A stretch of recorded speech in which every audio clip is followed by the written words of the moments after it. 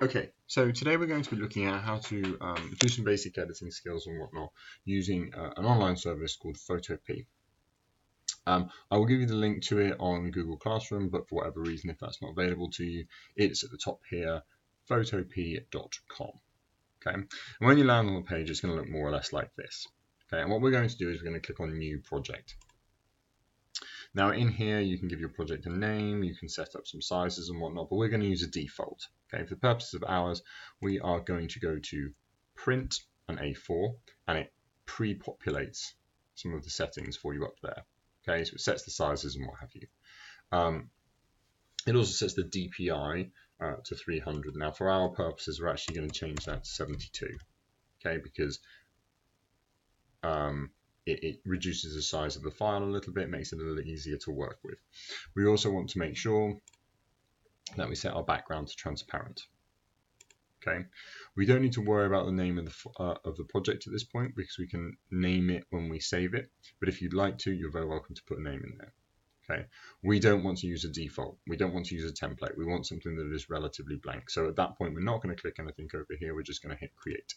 And you will end up with a document that looks like this. It should have that checkered background. Okay, that checkered background tells you that when you see that, it tells you that that's see-through. There's actually physically nothing there. If it were white, it would mean that you would see white when this is printed out or put on top of something else or whatever.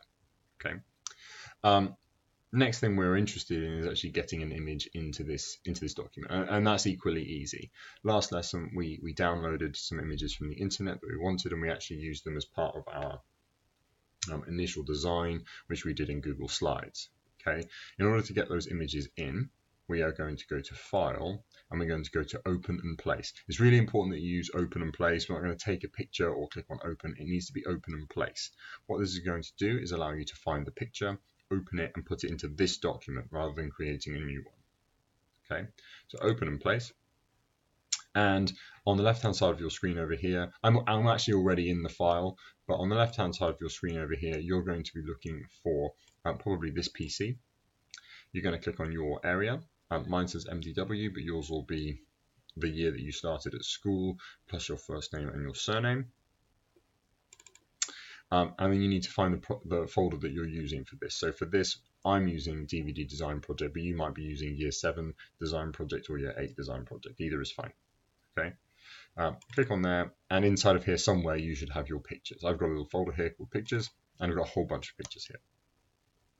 I'm going to start with this Marvel logo.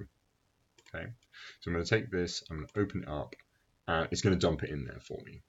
Okay, now as it happens, I'm reasonably happy with the size of that, and I'm going to move where it is, but I'm happy with the size. If you're not, you can scale it up and down, you can move it around.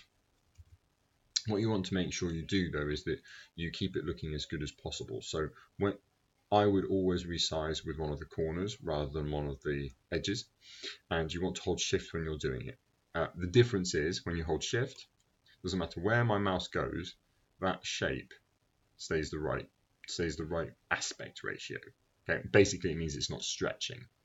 Okay, now if I do the same thing again but without pressing shift, you can do all this sort of stuff, which has its place, but it ends up looking a bit messy for our purposes. So holding shift, we put it where we want it to go. I want it to go at the top of my document, and then we can either hit enter, or you might have noticed a minute ago there was sort of a tick at the top here. Okay, once you're happy with where it is, we need to make sure that we rasterize each layer that we import. All this means is that we can edit it, really. Okay, so we right click, rasterize layer. If you forget, it's going to give you an error at some point, and that should be a bit of a trigger for you to do this. Okay, so we rasterize that layer. Now I can't really do anything very interesting until I have a second image in there. So I'm going to go off, I'm going to go to Open and Place. I'm going to go for a stars background like this. In goes a picture. I'm going to rotate it so that it's portrait, and you'll notice up here you can actually adjust some of those values. So you can have your height, you can have your angle, and you can have its position, that sort of thing. I want this to be exactly 90 degrees. Okay, so I'm going to just type in there 90, and it ends up exactly 90 degrees.